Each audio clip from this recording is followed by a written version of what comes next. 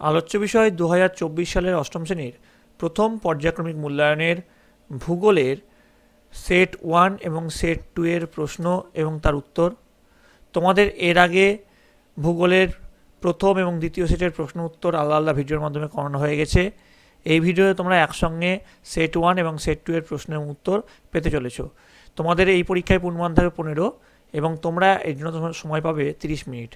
তো ভিডিওটা যেহেতু একটু বড় হবে তাই জন্য তোমরা মন দিয়ে স্কিপ না করে ভিডিও দেখতে থাকো এবং যদি তোমাদের ভিডিওটা ভালো লাগে অবশ্যই কিন্তু ভিডিওতে একটা লাইক করবে। আলোচ্য বিষয় 2024 সালের অষ্টম শ্রেণীর প্রথম পর্যায়ক্রমিক মূল্যায়নের ভূগোলের প্রশ্ন এবং তার উত্তর।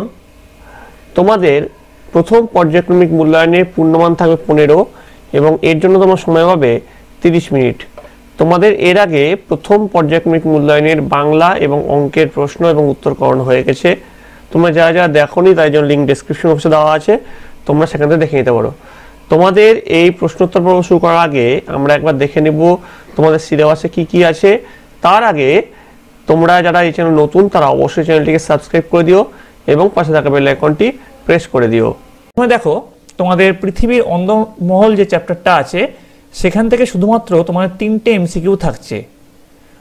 তারপরে দেখো অস্থির পৃথিবী, এখান থেকে শুধুমাত্র একটা 3 নম্বরের প্রশ্ন করতে হবে। আর শিলা বলে যে চ্যাপ্টারটা আছে সেখান থেকে একটা 5 নম্বরের প্রশ্ন আসছে। আর ভারতের প্রতিবেশী দেশসমূহ ও তাদের সঙ্গে সম্পর্ক, এখান থেকে তোমাদের 1 নম্বরের 2টো প্রশ্ন এবং 2 নম্বরের একটা প্রশ্ন আসতে চলেছে। তাহলে এইভাবে তোমাদের মোট 15 নম্বরের প্রশ্ন বিভাজন হবে। দেখে নাও প্রথম প্রশ্ন তোমাদের কি আছে। সঠিক উত্তরটি নির্বাচন করো যে কোনো 3টি। সবচেয়ে দ্রুতগামী ভূমিকম্প তরঙ্গ হলো পি তরঙ্গ, এস তরঙ্গ, এল তরঙ্গ নাকি ডাব্লু তরঙ্গ? উত্তর হবে পি তরঙ্গ। বি দেখো পৃথিবীর গড় ঘনত্ব হলো 2.6 গ্রাম পার ঘন সেন্টিমিটার, 5.5 গ্রাম পার ঘন সেন্টিমিটার, 14 গ্রাম পার ঘন সেন্টিমিটার, 7.5 গ্রাম পার ঘন সেন্টিমিটার। উত্তর হবে 5.5 গ্রাম পার ঘন সেন্টিমিটার। ভূ অভ্যন্তরের গলিত সান্দ্র পদার্থকে কি বলে? উত্তর হবে ম্যাগমা। মহাসাগরীয় ভূত্বক গ্রানাইট দ্বারা তৈরি নাকি ব্যাসাল্ট দ্বারা তৈরি নাকি বেলে পাথর দ্বারা গঠিত নাকি মার্বেল দ্বারা গঠিত? উত্তর হবে ব্যাসাল্ট দ্বারা গঠিত। তারপরে চলে আসছি 2 দাগের প্রশ্ন। এক কথায় উত্তর দাও যে কোনো 2টি। প্রতিটি প্রশ্নের মান আছে 1। বাংলাদেশে 2টি গুরুত্বপূর্ণ নদীর নাম লেখো। উত্তর লিখবে মেঘনা ও পদ্মা। তারপরে ভুটানের প্রধান নদীর নাম কি? উত্তর লিখবে মানস। তারপরে ক্যারেজ প্রথা অনুসৃত হয় কোন দেশে? উত্তর লিখবে পাকিস্তানে। ডি নম্বর দেখো শ্রীলঙ্কার প্রধান খনিজ সম্পদ কি? উত্তর লিখবে শ্রীলঙ্কার প্রধান খনিজ সম্পদ হলো গ্রাফাইট। তারপরে 3 দাগের প্রশ্ন দেখো যে কোনো একটি প্রশ্নের উত্তর দাও। প্রতিটি প্রশ্নের মান আছে 2 করে। জলসেচের সুবিধা থাকায় পাকিস্তান কৃষিকাজে উন্নত, ব্যাখ্যা করো। উত্তর লিখবে পাকিস্তানের কৃষিকাজ মূলত জলসেচের উপর নির্ভরশীল। পাকিস্তানের জলসেচ প্রধানত খালের মাধ্যমে হয়ে থাকে। সিন্ধু ও তার উপনদীগুলিতে বাঁধ দিয়ে জলাধার তৈরি করা হয়েছে। জলাধারগুলি থেকে একাধিক সেচ খাল কাটা হয়েছে। পশ্চিমে শুষ্ক অঞ্চলগুলিতে মাটির নিচে সুড়ঙ্গ কেটে ক্যারেজ প্রথার মাধ্যমে কৃষিক্ষেত্রে জল নিয়ে যাওয়া হয়। তারপরের যে প্রশ্ন, বি এর দাগের প্রশ্ন, নেপালের শিল্পের সংক্ষিপ্ত বিবরণ দাও। উত্তর লিখবে নেপালের বৃহত্তম শিল্প হলো পর্যটন শিল্প। এটি বিদেশি মুদ্রা অর্জনের বৃহত্তম উৎস। এছাড়া কাগজ, পাট, চিনি, চর্ম, সুতিবস্ত্র, দেশলাই প্রভৃতি তৈরির কারখানা আছে। তারপরে প্রশ্ন, সার্ক সম্বন্ধে সংক্ষিপ্ত বিবরণ দাও। উত্তর লিখবে ভারত আর প্রতিবেশী দেশগুলি মিলে শান্তি, স্থায়িত্ব ও অর্থনৈতিক প্রগতি এবং বাণিজ্যিক লেনদেন বৃদ্ধির উদ্দেশ্যে যে সংস্থা গঠন করেছে তাকে দক্ষিণ এশীয় আঞ্চলিক সহযোগিতা পরিষদ বা south Asian association for regional cooperation বা সংক্ষেপে সার্ক বলা হয়। তারপরে চলে আসছি পরের প্রশ্ন, 4 দাগের প্রশ্ন। যে কোনো একটি প্রশ্নের উত্তর দাও। প্রতিটি প্রশ্নের মান আছে 3 করে। অগ্নুৎপাতকে ভূগাঠনিক প্রক্রিয়া বলা হয় কেন?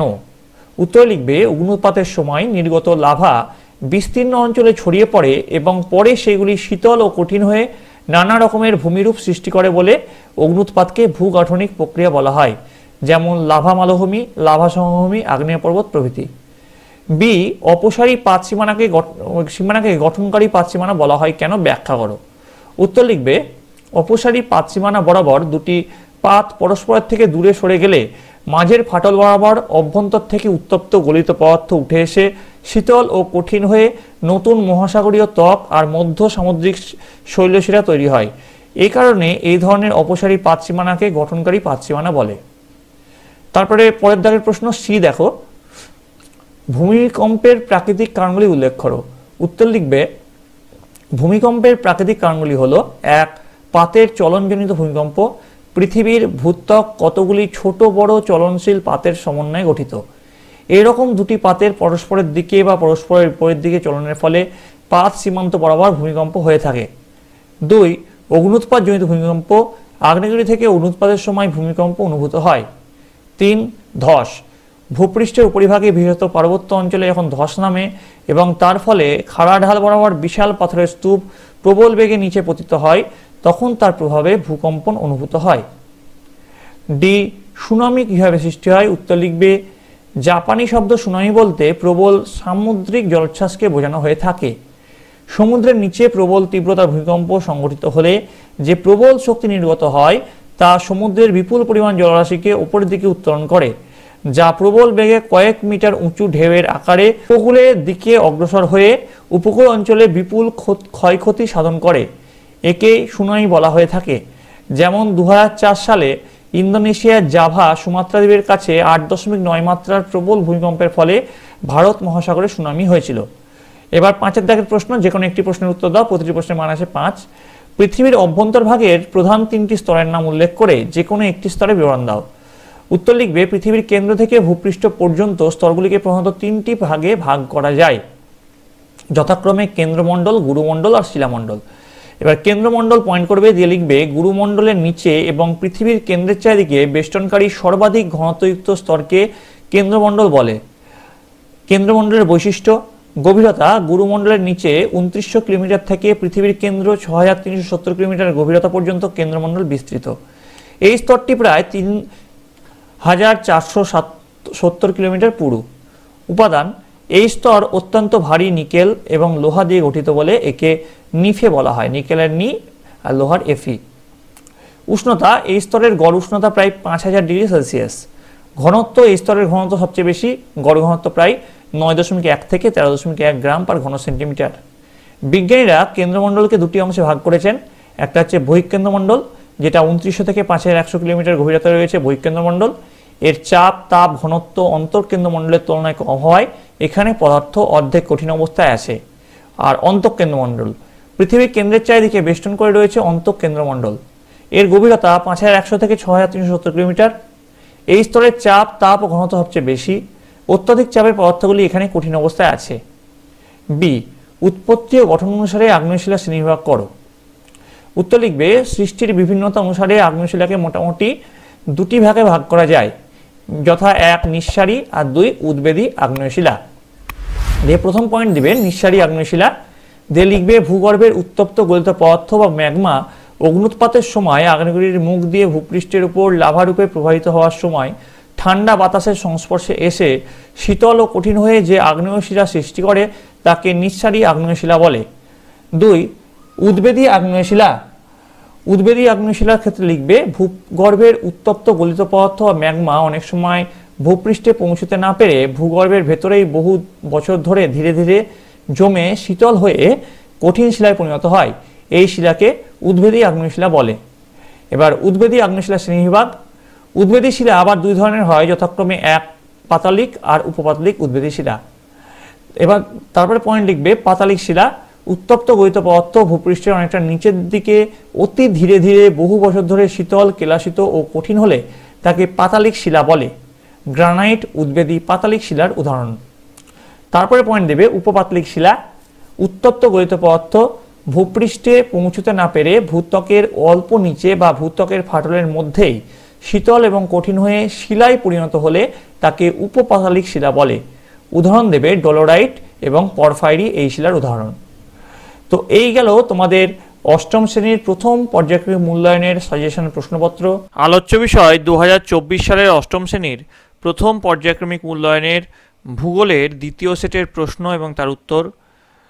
তোমাদের এর আগে ফার্স্ট ইউনিট টেস্ট বা প্রথম পর্যায়ক্রমিক মূল্যায়নের ভূগোলের একটা সেটের প্রশ্ন উত্তর এবং সেই তোমাদের সিলেবাস আলোচনা করা হয়ে গেছে। এছাড়াও তোমাদের ইতিহাস, ইংরেজি, অঙ্ক, বাংলা, বিজ্ঞান এর প্রশ্ন এবং উত্তর করানো হয়ে গেছে। তোমরা যারা যারা দেখোনি তাদের জন্য লিঙ্ক ডেসক্রিপশন বক্সে দেওয়া আছে, তোমরা সেখান থেকে দেখে নিতে পারো।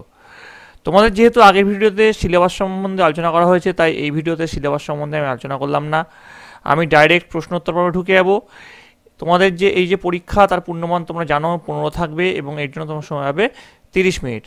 তো ভিডিওটা শুরু করার আগে বলে রাখি, তোমরা যারা এই চ্যানেল নতুন তারা অবশ্যই চ্যানেলটিকে সাবস্ক্রাইব করে দিও এবং পাশে থাকা বেল আইকনটি প্রেস করে দিও। তাহলে দেখে নাও প্রশ্নোত্তর পর্ব ঠিক কেমন হতে পারে। দেখো, সঠিক উত্তরটি নির্বাচন করো। প্রতিটি প্রশ্নের মান আছে 1। পৃথিবীর গভীরতম খনিটি হলো কয়লার খনি, নাকি সোনার খনি, নাকি তামার খনি, নাকি হীরের খনি? উত্তর হচ্ছে বি, হীরের খনি। বি, সোনার খনি। সোনার খনি হচ্ছে সঠিক উত্তর। তারপরে দেখো বি, বহিঃকেন্দ্রমণ্ডল ও অন্তঃকেন্দ্রমণ্ডলকে বিচ্ছিন্ন করেছে কনরাড বিযুক্তি রেখা, গুটেনবার্গ বিযুক্তি রেখা, নাকি লেম্যান বিযুক্তি রেখা? উত্তর হচ্ছে সি, লেম্যান বিযুক্তি রেখা। এবার চলে আসছি পরের প্রশ্ন। দেখো সি, ভূত্বকের সর্বপ্রধান উপাদান হলো অক্সিজেন, নাকি সিলিকা, নাকি অ্যালুমিনিয়াম, নাকি লোহা? তো সঠিক উত্তর হচ্ছে অক্সিজেন। চলে আসি পরের প্রশ্ন। এক কথায় উত্তর দাও। প্রতিটি প্রশ্নের মান আছে 1 করে। ক্যারেজ প্রথা অনুসৃত হয় কোন দেশে? উত্তর হবে ক্যারেজ প্রথা অনুসৃত হয় পাকিস্তানে। চলে আসছি পরের প্রশ্ন। শ্রীলঙ্কার প্রধান খনিজ সম্পদ কি? উত্তর লিখবে শ্রীলঙ্কার প্রধান খনিজ সম্পদ হলো গ্রাফাইট। এবার চলে আসছে 3 দাগের প্রশ্ন। যে কোনো একটি প্রশ্নের উত্তর দাও। প্রতিটি প্রশ্নের মান আছে 2 করে। সার্ক সম্বন্ধে সংক্ষিপ্ত বিবরণ দাও। তো এর উত্তরের তোমরা লিখবে ভারত ও তার প্রতিবেশী দেশগুলি মিলে শান্তি, স্থায়িত্ব ও অর্থনৈতিক প্রগতি এবং বাণিজ্যিক লেনদেন বৃদ্ধির উদ্দেশ্যে যে সংস্থা গঠন করেছে তাকে দক্ষিণ এশীয় আঞ্চলিক সহযোগী পরিষদ বা south Asian association for regional cooperation বা সংক্ষেপে সার্ক বলা হয়। তারপর পরের প্রশ্ন দেখো বি, নেপালের শিল্পের সংক্ষিপ্ত বিবরণ দাও। উত্তর লিখবে নেপালের বৃহত্তম শিল্প হলো পর্যটন শিল্প। এটি বিদেশি মুদ্রা অর্জনের বৃহত্তম উৎস। এছাড়াও কাগজ, পাট, চিনি, চর্ম, সুতিবস্ত্র, দেশলাই প্রভৃতি তৈরির কারখানা আছে। এছাড়াও দেখো, আগের সেটে তোমাদের একটা প্রশ্ন দিয়েছিলাম, জলসেচের সুবিধা থাকায় পাকিস্তান কৃষিকাজে উন্নত ব্যাখ্যা করো। তো এই প্রশ্নটাও কিন্তু খুব ইম্পর্টেন্ট। এই প্রশ্নটাও কিন্তু তোমাদের পরীক্ষায় আসতে পারে। তো এই প্রশ্নটা আগের সেটটা তোমরা আগের ভিডিওতে তোমরা পেয়ে যাবে, সেখান থেকে তোমরা দেখে নিতে পারো। আমি আর রিপিট করলাম না। তো দেখো আর পরের প্রশ্ন কি আছে এই সেটে।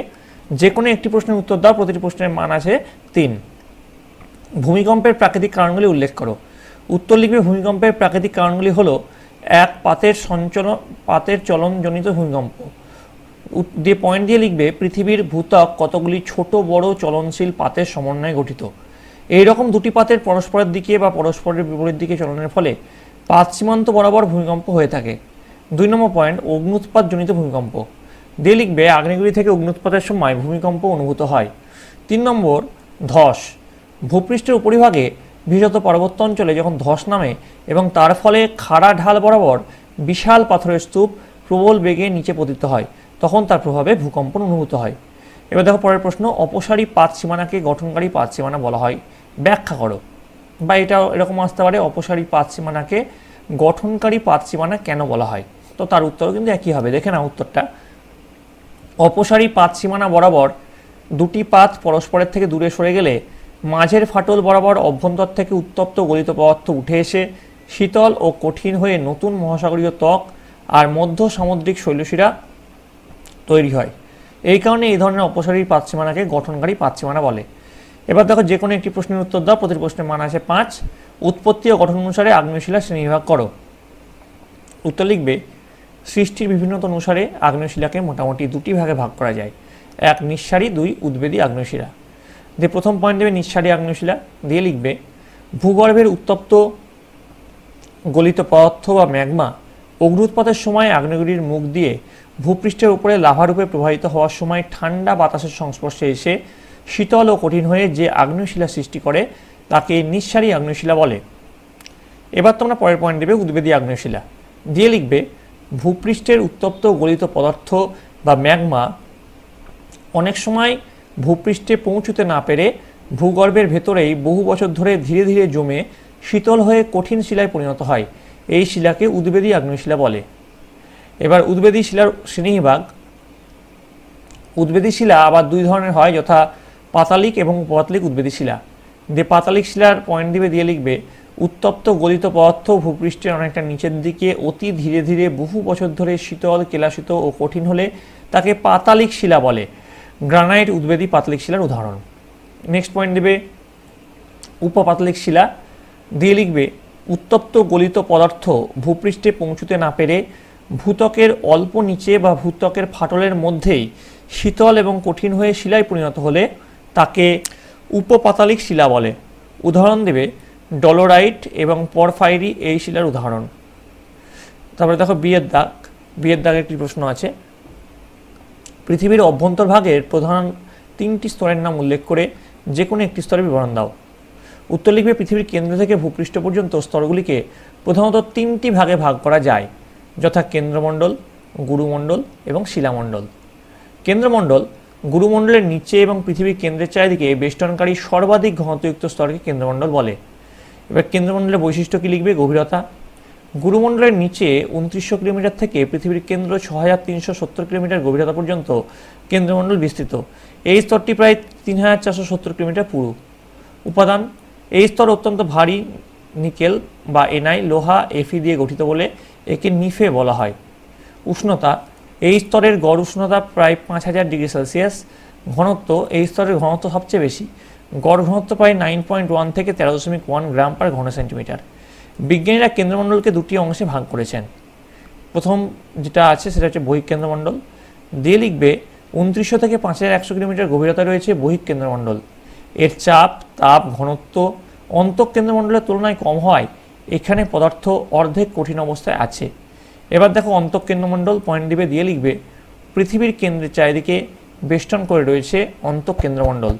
এর গভীরতা 5100 থেকে 6370 কিলোমিটার। এই স্তরের চাপ, তাপ ও ঘনত্ব সবচেয়ে বেশি। অত্যধিক চাপে পদার্থগুলির এখানে কঠিন অবস্থায় আছে।